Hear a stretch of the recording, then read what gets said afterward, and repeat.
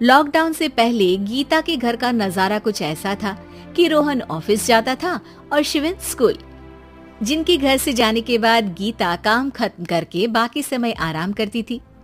लेकिन लॉकडाउन के बाद ऑफिस और स्कूल घर में ही खुल गए और इससे गीता का हाल वो तो आपको देखने में ही मजा आएगा। शिविन, ओ शिविन, महाराज उठने के लिए क्या 21 तोपों की सलामी लेंगे? अरे बिस्तर से बाहर निकल, ऑनलाइन क्लास स्टार्ट होने वाली है। अरे तुम भी हद करती हो, स्पीकर की तरह चिल्लाने की क्या जरूरत है? दिख नहीं रहा मेरी कॉन्फ्रेंस चल रही है। अब कैमरा और स्पीकर ऑन कर रहा हूँ, मुझे कोई शोर नहीं चाहिए। इस पर जैसे ही रोहन लैपटॉप का कैमरा और स्पीकर ऑन करता है तभी कुकर की सीटी बजती है। करा लो अब इसे चुप, लॉकडाउन नहीं हुआ, मेरी मौत का फरमान जारी हो गया।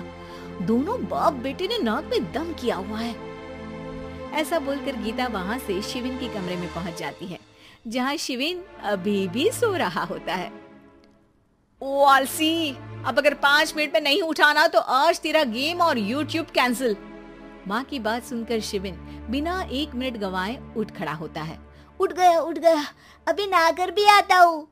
ये नाटक कहीं और, मुंह पर गीला कपड़ा मार और पढ़ने बैठ। शिविन की ऑनलाइन क्लास स्टार्ट हो जाती है, जिस पर गीता उसे वहां बिठाकर रसोई में चली जाती है। थोड़ी देर में उसे कमरे से कुछ आवाज सुनाई देती है, जिसे सुनकर वो कमरे में वापस आती है। हाय राम, तुझे क्लास अटेंड करने के लिए बोला था, कैमरा ऑफ करके बिस्तर पर नाचने के लिए नहीं बोला था।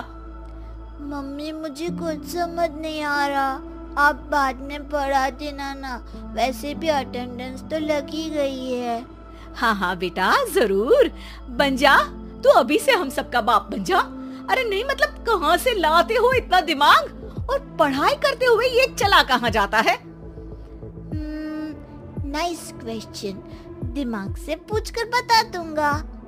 शिविन की बातों से परेशान होकर गीता उसे मारने के लिए जैसे ही आगे बढ़ती है तभी वो कमरे से बाहर भाग जाता है। अब शिविन आगे और गीता हाथ में चप्पल पकड़े उसके पीछे पीछे पूरे घर में दोनों घूम रहे होते हैं। इसी बीच वो रोहन के पास पहुंच जाता है और शिविन को मारने वाली चप्पल रोहन के लैपटॉप पर जाकर गिरती है। मम्मी, अब पापा को चप्पल मार रही हो? वो आज तक के रिपोर्टर, चुपचाप जाकर क्लास अटेंड कर ले, नहीं तो अगली तेरे पीछे लगेगी।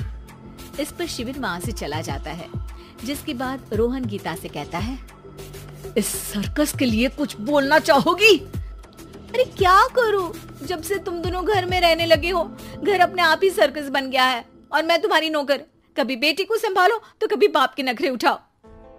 इन्हीं सब उथल पुथल में दिन बीतते रहते हैं, जिसमें हर रोज घर के अंदर कुछ नया सियप्पा खड़ा मिलता है, जो ज्यादातर शिविन और रोहन के ऑनलाइन स्कूल और ऑफिस से रिलेटेड ही होता है।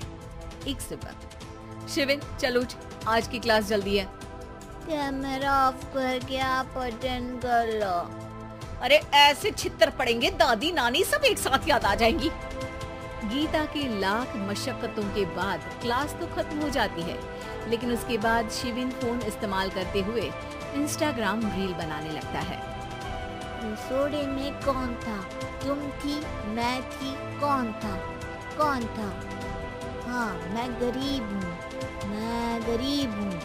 अरे ओ गरीब के बेटे, आजा, मैं बनाती हूँ तुझे गरीब। मैं बताती हूँ रसोड़े में कौन था। पढ़ाई करने बोलो तो इनकी माँ मर जाती है, और ये पागलपंतियाँ जितनी मर्जी करा लो। गीता शिविन को डांट रही होती है, तभी रोहन बीच में बोल पड़ता है, अरे बच्चा ही तो है, इतना गुस्सा क्यों कर रही हो? बेटे का साथ देने की इसी एक कोशिश में अब शिविन के साथ साथ रोहन भी गीता के गुस्से की सूली पर चढ़ जाता है। अगर बेटे पर इतना ही प्यार आ रहा है तो इसे क्लास अटेंड क्यों नहीं कराते, इसका होमवर्क क्यों नहीं कराते? उस समय तो बहुत जल्दी मीटिंग आ जाती है, वो काम मैं करूं और यहाँ इस बेफिजूली की चीज में तरफदारी करके बन जाओ महान। हे भगवान, कोई तो इनके ऑफिस और स्कूल खुलवाओ, मैं इन्हें और घर में नहीं सह सकती। मैं कुछ और मांग लेती, क्योंकि तुम्हारी ये विश इस साल तो पूरी होने से रही, कोरोना। हाय नास पिटे ने जिंदगी ही बर्बाद कर दी। खाए कोई, पचाए कोई, कल मुझे चुन चुन कर सबको मेरी बद्दुआ लगेगी। उन्होंने दुनिया का और इन बाप बेटे दोनों ने मेरा जीना मुश्किल कर दिया। गीता वहाँ से चली जाती है, जिसके बाद रोहन शिविन से कहता है, अरे तुम्हारी मम्मी इतनी भड़की हुई क्यों है? आपकी वजह से पूरा समय घर में रहते हो और उस पर कोई काम कराने की जगह बस ऑर्डर देते रहते हो। अच्छा बेटे, सारा इल्जाम मुझ पर? पूरा दिन तो वो तुम पर ही चिल्लाती है। हाँ, मतलब दोनों का 50-50 है, कुछ करना पड़ेगा। वो कहते ना, make the best out of worst. I have an idea. वैसे तुम्हारी माँ सही कहती है, बहुत जुबान चलाने लगे हो, कम बोला करो। अगली सुबह रोहन और शिविन अपनी गलती को सुधारने के लिए गीता के उठने से पहले घर का आधा काम खत्म कर देते हैं, जिसे देखकर गीता खुश हो जाती है और फिर बाकी बचा काम वो तीनों मिलकर पूरा कर लेते हैं। जिसके बाद अब वो सब मिल बांट कर हर काम में एक दूसरे की मदद करते हुए लॉकडाउन का मजा लेने लगते हैं।